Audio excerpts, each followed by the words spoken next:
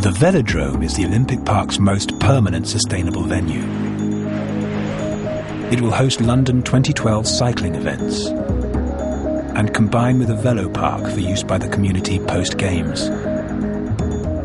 Structural engineer Andrew Weir developed its pioneering design.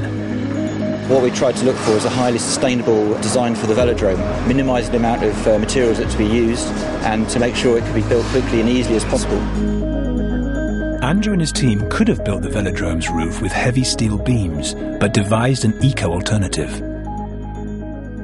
A cable net roof was an extremely efficient way of spanning over this roof. It uses only a third of the steel that will be used if we use steel beams, and also it allows you to get a very dramatic shape into the roof.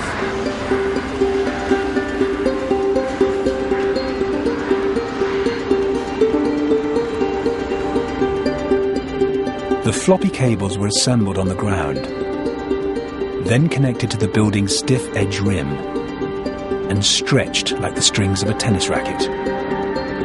The lift, it took a couple of weeks, but the culmination comes in the last few minutes. When they surveyed the middle of the roof, we were absolutely delighted to find it was within 4 millimetres of our predicted position. But the velodrome's green aspirations didn't end with the roof's materials. Its shape was also key, only needing to be elevated above the audience. By pulling the roof down where we didn't need it, minimises the space within the auditorium, which means that you don't have to heat it.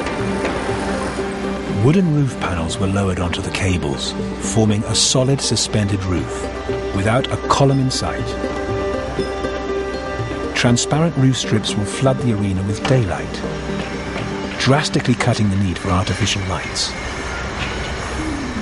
What I would take away from here is that sustainability is something, if you get it right at the beginning, can be a real benefit for the project. It did bring home to you that how a sustainable design could have some real benefits in speed of construction.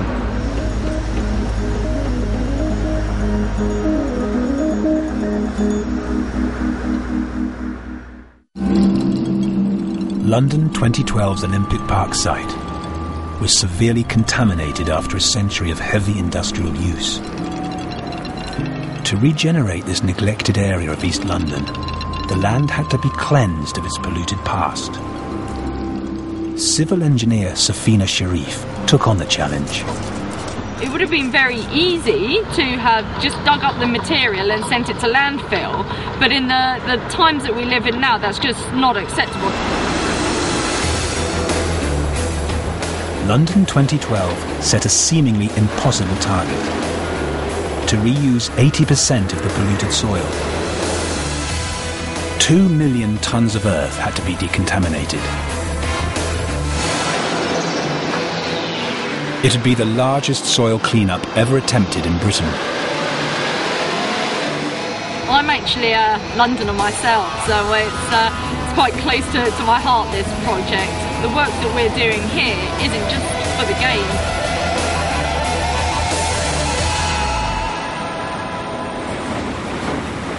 Gigantic soil washing machines eradicated the contamination. Almost every polluted grain had to be cleaned. Claire Staveley was in charge of operations. The site, because of its past uses, has various contaminants in it, such as heavy metals, arsenic and lead, mercury, zinc and copper. There's also hydrocarbons from oil tank leaks. You're trying to stop this entering into the human and the animal and the plant life.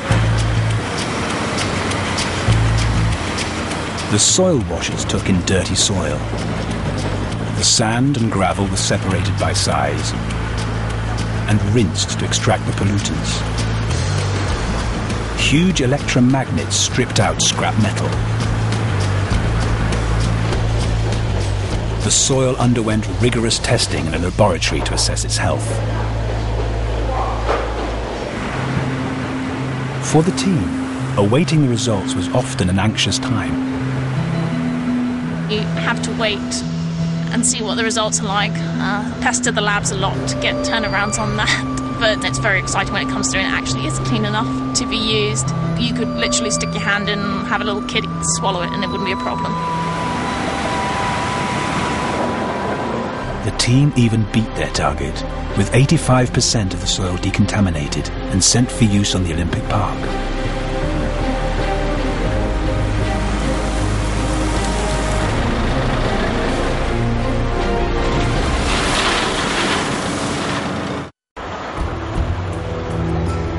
London 2012's transformation plans for East London depended on creating the biggest parkland attempted in Britain for over a century. This immense challenge was taken on by landscape architect John Hopkins. It is a chance of a lifetime to work at this scale, to have the money, the responsibility, the deadline, and it's the Olympics that gives us that opportunity and is the power behind it. The Olympic Park design that emerged was pioneering. The southern parkland would feature easy access pathways, sweeping lawns, and festival gardens. To the north, a vast ecological landscape would create rich and diverse habitats, featuring rare wet woodland and winding rivers. With climate change, we will have much heavier rainfall. So we very consciously, from the beginning, designed the park to be an absorbent park. In periods of heavy rain, the park will manage the water flow to the River Thames, protecting 5,000 homes at risk from flooding. This strategy relied on planting trees and the creation of absorbent wetlands. 130 kilometres southwest of Stratford, in Ampfield, Hampshire, horticulturalist Martin Hillier was preparing over 2,000 semi-mature trees for the Olympic Park. We've been doing Chelsea Flower Show for the last 65 years. We've had a goal. The pressure we're feeling is like doing a Chelsea Flower Show every day of the week. The trees would need at least a year to establish on site, so the first of over 200 deliveries got underway. They're just tiny 20-year-old saplings, and they've got a long way to go. So all the development here is looking towards the future. It's taken decades to nurture these trees from seed, but takes just moments to plant them in the Olympic Park. Trees will slow the rain's path to the rivers, but the riverbanks had to be protected from erosion.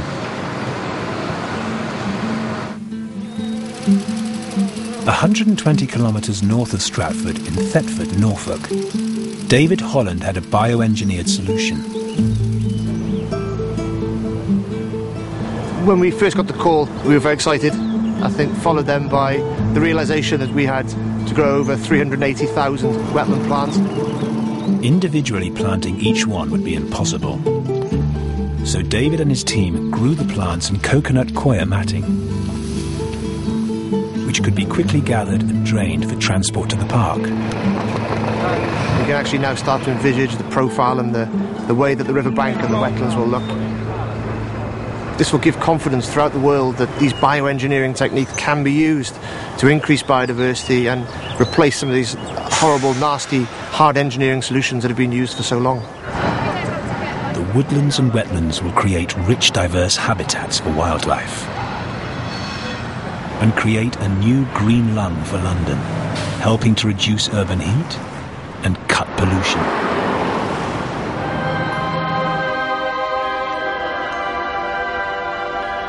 The wonderful thing about landscape and landscape architecture is that it looks good on day one, but on year 100 it looks even better.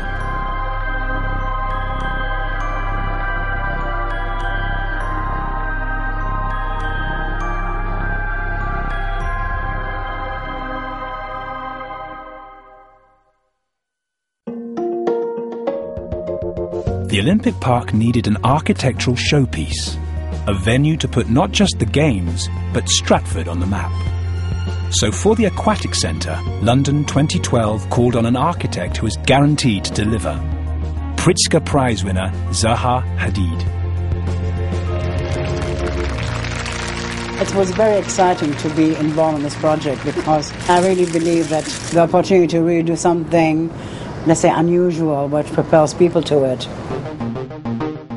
Zaha's design was extraordinary. A wave-inspired roof captured the flux of water in motion. Inside, a huge open space was created for swimming and diving events. Again, legacy drove design. To accommodate Olympic spectators, 2 temporary stands would lightly connect to the building. But when dismantled, would leave a smaller structure for use after the Games.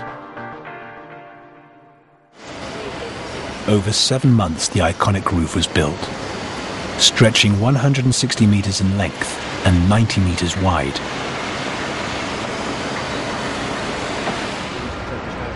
Stuart Fraser was responsible for its construction.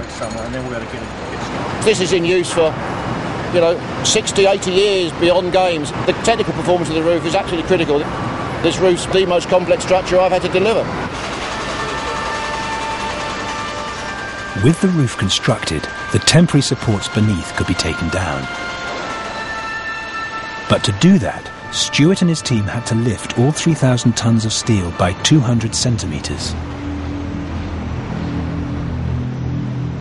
This was unknown territory for Mike King, who'd engineered the pioneering design. That's the make or break time, really, to know that every calculation you've done, every member you've designed is working exactly the way you wanted it to do.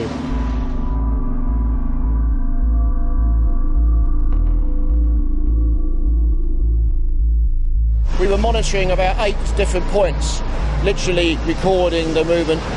After the first lift, I didn't think it had lifted off, which would indicate, if it hadn't, that there was a problem, so I was quite worried. Fortunately for the design and the schedule, Stuart had good news for Mike. Stuart sort of excitedly came down from the upper gallery saying, there's an air gap, we can see that it's lifted off, and that was a fantastic moment for us, but also a great moment of a relief. We were very pleased to be able to go down and tell Mike that the roof had ended up within its constraints. Seeing the aquatic centre leap from concept to reality was momentous for Zaha. There's always a kind of an element of surprise. No matter how many drawings you do, there's something about the scale of the project on the site which makes it very different. Well, I think this project has been a classic example of what's so great about London. In many societies, in many cultures, in our industry, everything is regimented, and that doesn't exist in London. There is an environment of people thinking outside of the box. It is a centre where people will say, well, let's see what is possible.